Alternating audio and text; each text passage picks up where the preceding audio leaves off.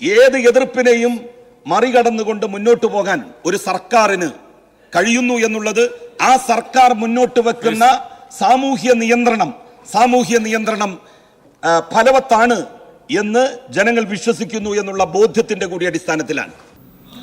സ്വകാര്യ സർവകലാശാല ബില്ലിന്മേലുള്ള ചർച്ചയിൽ തവനൂർ MLA ആയിട്ടുള്ള KT ജലീൽ പങ്കെടുത്ത് സംസാരിക്കുന്ന വാക്കുകളാണ് പ്രേക്ഷകർ കേട്ടത്. വളരെ ദീർഘമായ പ്രസംഗമാണ്. സ്വകാര്യ സർവകലാശാല ബില്ലിൽ എന്തെങ്കിലും സംശയമുണ്ടെങ്കിൽ അത് ദൂരീകരിക്കുന്ന രീതിയിലാണ് ഇന്ന് സഭയിൽ ഉജ്ജ്വലമായിട്ട് KT ജലീൽ MLA സംസാരിച്ച്, മാത്രമല്ല തൻ്റേതായ നിലപാടുകൾ അറിയിക്കുക കൂടി KT ജലീൽ MLA ഈ പ്രസംഗത്തിലൂടെ ചെയ്തിട്ടുണ്ട്. അദ്ദേഹത്തിൻ്റെ വാക്കുകൾ നമുക്കൊന്ന് കേൾക്കാം. സ്വകാര്യ സർവകലാശാലകൾ നമ്മളുടെ രാജ്യത്ത് 27 സംസ്ഥാനങ്ങളിൽ നിലവിൽ വന്ന കാര്യം എൻ്റെ സുഹൃത്ത് ഇബ്രാഹിം ഇവിടെ സൂചിപ്പിച്ചു. 28ാമത്തെ സംസ്ഥാനമാണ് കേരളം എന്നും അദ്ദേഹം പറഞ്ഞു. യൂണിവേഴ്സിറ്റി ഗ്രാൻറ്റ്സ് കമ്മീഷൻ സംസ്ഥാന സർക്കാരിൻ്റെ യാതൊരു അനുവാദവും അംഗീകാരവും ഇല്ലാതെ തന്നെ പല സംസ്ഥാനങ്ങളിലും സ്വകാര്യ സർവകലാശാലകൾക്ക് അംഗീകാരം നൽകുന്ന സ്ഥിതിയും നിലവിലുണ്ട്.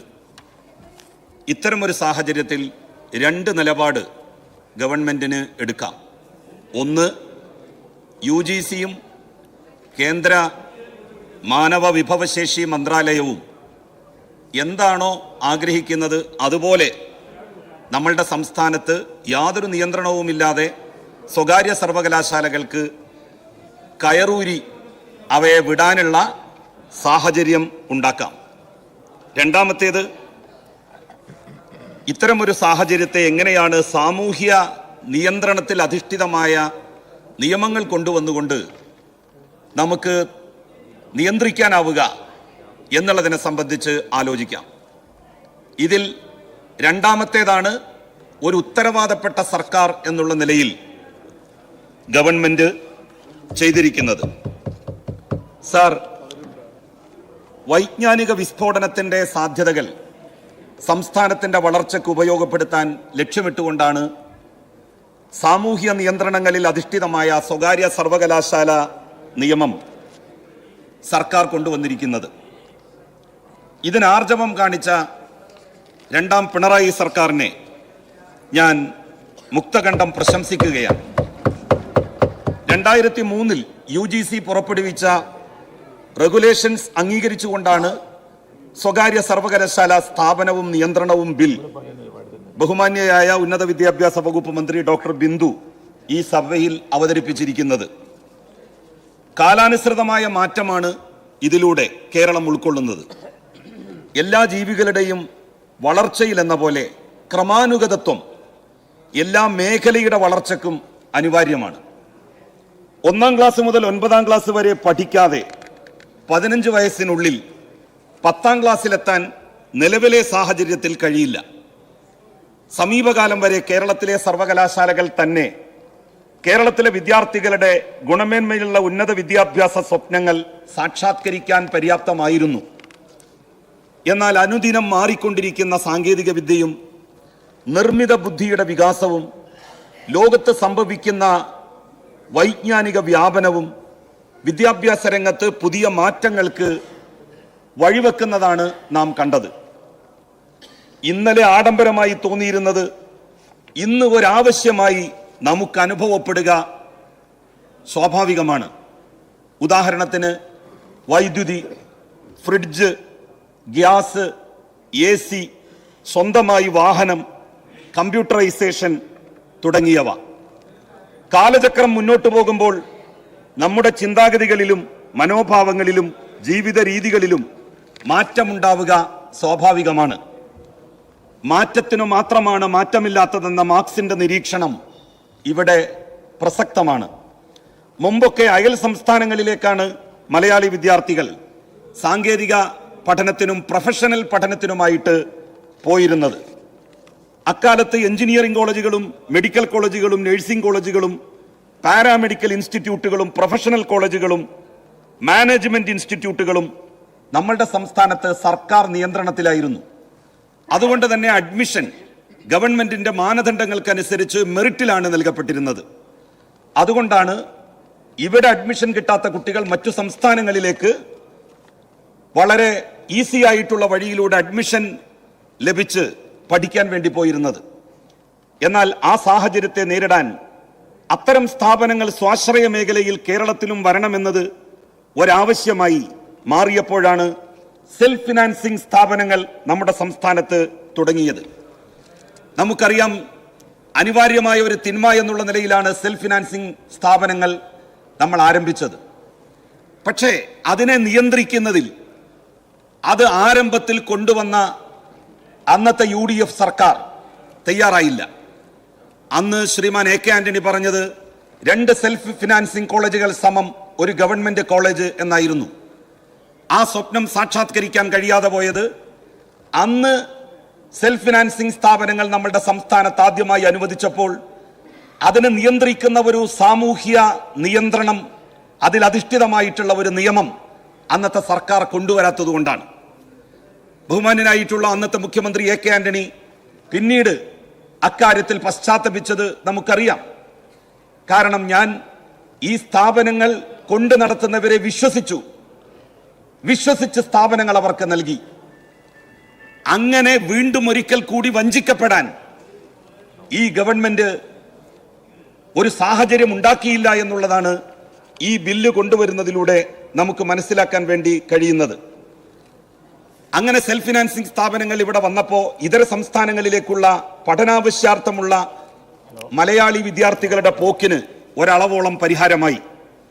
സർവകലാശാലകൾ പരീക്ഷാ നടത്തിപ്പ് കേന്ദ്രങ്ങൾ മാത്രമായി മാറുകയും വിദ്യാർത്ഥികളുടെ ആധിക്യം കാരണം തക്ക സമയത്ത് പരീക്ഷാ നടത്തിപ്പും ഫലം പ്രസിദ്ധീകരിക്കലും പ്രയാസമാവുകയും ചെയ്തപ്പോഴാണ് ഓട്ടോണമസ് സ്ഥാപനങ്ങൾ, ഓട്ടോണമസ് കോളേജുകൾ എന്നുള്ള ആശയം നമ്മളുടെ സംസ്ഥാനത്തും പ്രചാരം നേടാൻ വേണ്ടി തുടങ്ങിയത്. ഉന്നത വിദ്യാഭ്യാസ മേഖലയിൽ അത്തരം സ്ഥാപനങ്ങൾ ആവശ്യമാണ് എന്ന് വന്നപ്പോൾ നമ്മളുടെ സംസ്ഥാനവും അത് അംഗീകരിച്ചു. അങ്ങനെ നമ്മളും ആ രംഗത്തേക്ക് പ്രവേശിക്കുകയാണ് ഉണ്ടായത്. ഇന്ന് കേരളത്തിൽ പ്രൊഫഷണൽ സ്വാശ്രയ വിദ്യാഭ്യാസ സ്ഥാപനങ്ങൾ ഉൾപ്പെടെ ഓട്ടോണമസായി പ്രവർത്തിക്കുന്നത് നമുക്ക് കാണാൻ വേണ്ടി കഴിയും. അതും പിന്നിട്ട് സ്വകാര്യ സർവകലാശാലകളും വിദേശ സർവകലാശാലകളും ഇന്ത്യയിൽ പ്രചാരം നേടാൻ തുടങ്ങിയപ്പോഴാണ് ആ വഴിയോട് പുറംതിരിഞ്ഞു നിൽക്കാതെ കേരളവും അതിനോടൊപ്പം സഞ്ചരിക്കാൻ തീരുമാനിച്ചത്. സാർ, ഇവിടെ മുമ്പ് സ്വകാര്യ സർവകലാശാലകൾ ആരംഭിക്കുന്നതുമായി ബന്ധപ്പെട്ട് നടത്തിയ സമരത്തെക്കുറിച്ച് പറഞ്ഞു. 10 വർഷങ്ങൾക്ക് മുൻപ് ആരംഭിക്കാൻ വേണ്ടി തീരുമാനിച്ചു. പക്ഷേ ആരംഭിക്കുന്നതിനെതിരായി സമരമുണ്ടായി. ആ തീരുമാനത്തിൽ നിന്ന് സർക്കാർ പിറകോട്ടു പോയി. എന്തിന്റെ പേരിലായിരുന്നു അന്ന് ആ സമരം നടന്നത്? യാതൊരു സാമൂഹ്യ നിയന്ത്രണവുമില്ലാതെ ചപ്പ് ചവറ് വിദേശ സർവകലാശാലകൾക്ക് കേരളത്തിലേക്ക് വന്ന് കേരളത്തിലെ കുട്ടികളെ പറ്റിക്കാനുള്ള അവസരമുണ്ടാക്കുന്നതിനെതിരായിട്ടാണ് അന്ന് സമരം നടന്നത്. എല്ലാവർക്കും അതറിയാം. ഏത് വിദേശ സർവകലാശാലയായിരുന്നു തിരുവനന്തപുരത്തേക്ക് കൊണ്ടുവരാൻ അന്ന് ഉദ്ദേശിച്ചിരുന്നത്? തിരുവനന്തപുരത്തുകാരനായ ഒരാള് വിദേശ രാജ്യത്ത് നടത്തുന്ന ഒരു 4-കിട സർവകലാശാലയുടെ ക്യാമ്പസ് തിരുവനന്തപുരത്ത് സ്ഥാപിക്കാൻ വേണ്ടിയിട്ടുള്ള ശ്രമത്തിന് നേതൃത്വം നൽകിയപ്പോഴാണ് അന്ന് അതിനെ ശക്തമായി എതിർക്കാൻ അന്ന് സമരത്തിന്റെ മുന്നിൽ നിന്ന ആളുകൾ തയ്യാറായത്.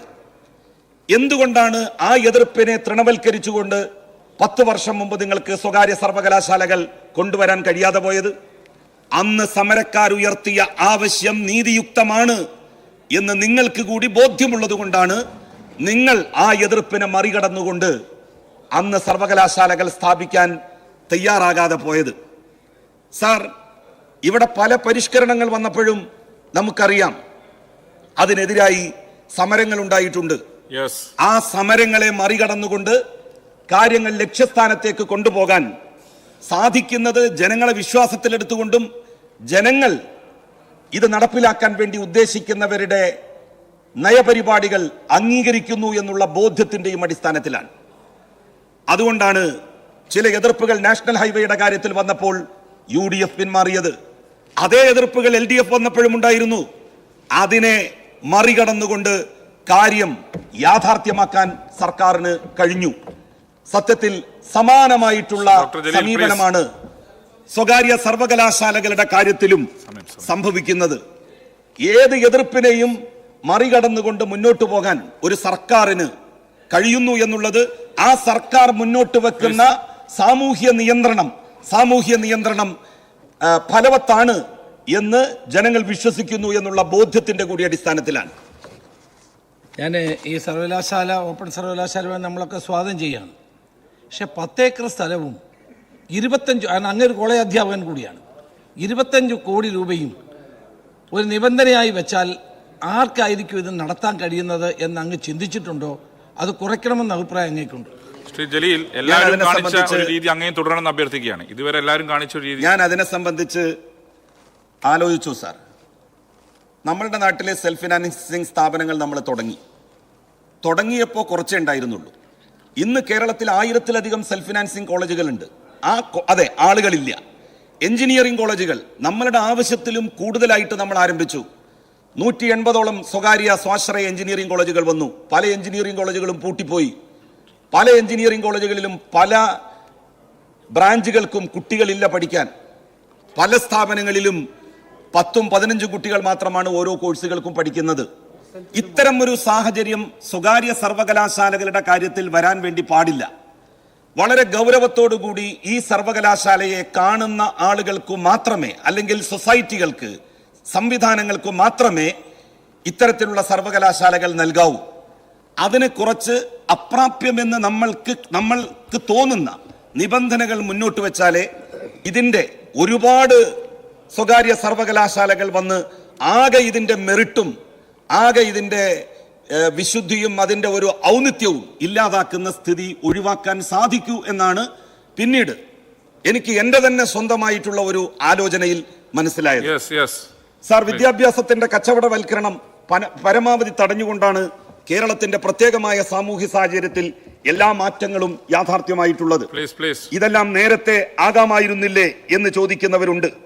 നിങ്ങൾക്കെന്തേ നേരത്തെ ജനിക്കാമായിരുന്നില്ലേ എന്ന് ചോദിക്കും പോലെയാണത്. എല്ലാത്തിനും അതിൻ്റെതായ ഒരു സമയമുണ്ട്. ആ മുഹൂർത്തം എത്തുമ്പോൾ സംഭവിക്കേണ്ടത് സംഭവിക്കും. പാല് കൊടുക്കേണ്ട പ്രായത്തിൽ ഒരു കുട്ടിക്ക് ബിരിയാണി കൊടുക്കാൻ ആരെങ്കിലും മുന്നോട്ട് വന്നാൽ ബുദ്ധിയുള്ളവർ അതിനെ എതിർക്കും. അത് പ്രകൃതി സഹജമാണ്. എന്നാൽ കുട്ടിക്ക് ബിരിയാണി തിന്നാൻ പ്രായമാകുമ്പോൾ സ്വാഭാവികമായും അത് നൽകും. മുമ്പ് കുട്ടിക്ക് ബിരിയാണി കൊടുക്കുന്നതിനെ എതിർത്ത നിങ്ങൾ ഇപ്പോൾ എന്താണ് അതേ കുട്ടിക്ക് ബിരിയാണി കൊടുക്കുന്നത് എന്ന് ചോദിക്കുന്നത് ബുദ്ധിയില്ലായ്മയും വിവേകമില്ലായ്മയുമാണ്. സാർ, നവീനതയെ പുൽകാൻ മനുഷ്യനെ പ്രാപ്തമാക്കുന്നതിൽ കാലത്തിനും സമയത്തിനുമുള്ള പങ്ക് അതിപ്രധാനമാണ്. കാലത്തോടൊപ്പം സഞ്ചരിക്കാൻ മലയാളിയെ പ്രാപ്തമാക്കുന്ന നിയമനിർമ്മാണത്തിനാണ് കേരള നിയമസഭ ഇന്ന് സാക്ഷ്യം വഹിക്കുന്നത്. ഈ നിയമം പാസാക്കപ്പെടുന്നതോടെ വിദേശ സർവകലാശാലകൾ അടക്കമുള്ള സ്വകാര്യ സർവകലാശാലകൾ കേരളത്തിൽ ആരംഭിക്കാനാകും. ദക്ഷിണേന്ത്യയിൽ വിദ്യാഭ്യാസ ഹബ്ബായി അറിയപ്പെടുന്ന പട്ടണങ്ങളാണ് ബാംഗ്ലൂരും ഹൈദരാബാദും. അതിന് സമാനമായി തിരുവനന്തപുരത്തെയും കൊച്ചിയെയും കോഴിക്കോടിനെയും കണ്ണൂരിനെയും നമുക്ക് മാറ്റാനാകണം. ഇന്ത്യയിൽ ഒരു വിദ്യാഭ്യാസ ഹബ്ബാകാൻ ഏറ്റവും യോഗ്യമായ സംസ്ഥാനമാണ് സാർ കേരളം. ഉയരാതിരുന്നത് ദേശീയ സ്ഥാപനങ്ങൾ കേരളത്തിൽ പൊതുവെ കുറവായതുകൊണ്ടുകൂടിയാണ്. കേവലം 10 വർഷം മുമ്പാണ് നമുക്കൊരു IIT അനുവദിച്ചു കിട്ടിയത്. നിലവിലുണ്ടായിരുന്ന REC ആണ് NIT ആയി ഉയർത്തപ്പെട്ടത്. കുസാറ്റാണ് ദേശീയ സ്വഭാവത്തോടുകൂടി പ്രവർത്തിക്കുന്ന കേരളത്തിലെ ഒരു സ്ഥാപനം. തിരുവനന്തപുരത്തെ ഐസറും ആ ഗണത്തിൽ വരുന്നു. കാസർകോട്ടെ കേന്ദ്ര സർവകലാശാലയും നാഷണൽ ലോ യൂണിവേഴ്സിറ്റിയും ഞാൻ വിസ്മരിക്കുന്നില്ല. എന്നാൽ ഈ സ്ഥാപനങ്ങളൊക്കെ കേരളത്തിൽ വന്നത് ഏറെ വൈകിയാണ്. അതുകൊണ്ട് തന്നെ കേരളത്തിന് ഒരു എഡ്യൂക്കേഷൻ ഹബ്ബാകാൻ ഇനിയും സാധിച്ചിട്ടില്ല. ദേശീയ അന്തർദേശീയ സ്വഭാവത്തോടെയുള്ള സ്ഥാപനങ്ങൾക്ക് അവയുടെ സെക്കുലർ സ്വഭാവം നിലനിർത്തി പ്രവർത്തിക്കാൻ കേരളത്തോളം അനുകൂലമായ ഒരു സംസ്ഥാനം വേറെയില്ല. നമുക്കറിയാം, പല ഉത്തരേന്ത്യൻ സംസ്ഥാനങ്ങളിലും പലതിന്റെ പേരിലും നടന്നിട്ടുള്ള സംഘർഷങ്ങൾ. നോമ്പ് കാലത്ത് നോമ്പെടുത്തു എന്നുള്ളതിന്റെ പേരിൽ വിദ്യാർത്ഥികളെ പീഡിപ്പിക്കുകയും പ്രയാസപ്പെടുത്തുകയും ചെയ്ത സ്ഥിതിവിശേഷം. അത്തരത്തിലുള്ള യാതൊരു സ്ഥിതിവിശേഷവും കേരളത്തിൽ ആര് ഭരിച്ചാലും ഉണ്ടാവില്ല എന്നുള്ളത് കൊണ്ട് തന്നെ കേരളമാണ് ഇന്ത്യയിൽ എല്ലാ വിദ്യാർത്ഥികൾക്കും ഒരുമിച്ച് വന്ന് പഠിക്കുവാനുള്ള ഏറ്റവും അനുകൂല സാഹചര്യം നിലനിൽക്കുന്ന സംസ്ഥാനം. പക്ഷേ നമുക്കത് ഇന്നും വേണ്ട വിധത്തിൽ ഉപയോഗപ്പെടുത്താൻ കഴിഞ്ഞിട്ടില്ല. ദേശീയ അന്തർദേശീയ സ്വഭാവത്തോടെയുള്ള സ്ഥാപനങ്ങൾ അവയുടെ സെക്കുലർ സ്വഭാവം നിലനിർത്തി പ്രവർത്തിക്കാൻ കേരളത്തിലേക്ക് വന്നാൽ അവർക്ക് നിഷ്പ്രയാസം കഴിയും. കുറച്ച് വൈകിയാണെങ്കിലും കേരളത്തിന്റെ പരാധീനതകൾക്ക് അറുതിയാവുകയാണ്. കേരളത്തിൽ സ്വകാര്യ സർവകലാശാലകൾ സ്ഥാപിക്കുന്നതിനുള്ള വ്യവസ്ഥകൾ ശ്രീ ജലീൽ ചുരുക്കണം. ഇവിടെ പറഞ്ഞു കഴിഞ്ഞു. സാർ, ചില ആശങ്കകളും കൂടി ഞാനിവിടെ പങ്കുവെക്കുകയാണ്. ഒന്ന്, സ്വാശ്രയ എഞ്ചിനീയറിംഗ് കോളേജുകൾ പോലെ ബ്രായ് പറഞ്ഞതുമാതിരി അല്ലത്. ഞാനൊരു കോളേജ് അധ്യാപകനാണ്, സ്കൂൾ അധ്യാപകനാണ്. ചുരുക്കണം, ഇത് ശരിയല്ല. കാരണം ചെയറിന്റെ അഭ്യർത്ഥന മാനിച്ചിരുന്നു. ഇത് ശരിയല്ല. അതൊരു തമാശ രൂപേണ പറഞ്ഞതാണ്. അതങ്ങനെ അവർ അവമാനിക്കാൻ നിങ്ങൾ തമ്മിലുള്ള സൗഹൃദത്തിന്റെ ഭാഗമായി പറഞ്ഞതാണ്. ശ്രീ ജലീൽ ഒന്നവിടെ ഇരിക്കണം. ശ്രീ ജലീൽ ഇബ്രാഹിം പറ. അല്ല സർ, ടി വി ഇബ്രാഹിം പറ. ടി വി ഇബ്രാഹിം പറ. ഇബ്രാഹിം പറ.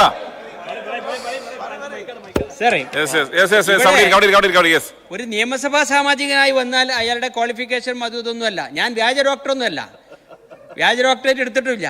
അപ്പൊ ഇതൊരു ആളെ അങ്ങനെ ഒരു മൊന വെച്ച് സംസാരിക്കണ്ട. ഒരു തമാശ രൂപേണ പറഞ്ഞതാണ്. അദ്ദേഹം ഒരു അങ്ങേ അർട്ട് ചെയ്യാൻ വേണ്ടി പറഞ്ഞതല്ല. നിങ്ങൾ തമ്മിലുള്ള ബന്ധത്തിന്റെ ഭാഗമായി വളരെ ഫ്രണ്ട്ലി ആയി പറഞ്ഞതാണ്. അതിന് ആ സ്പിരിറ്റിൽ എടുത്താൽ മതി. ഇബ്രാഹിമെ, ഞാനതൊരു ഫ്രണ്ട്ലി ആയിട്ട് പറഞ്ഞതാണ്. ഈ എന്റെ കൂടെ MA ഒക്കെ പഠിച്ചതല്ലേ, നമ്മൾ ഒരുമിച്ച് പഠിച്ചതല്ലേ.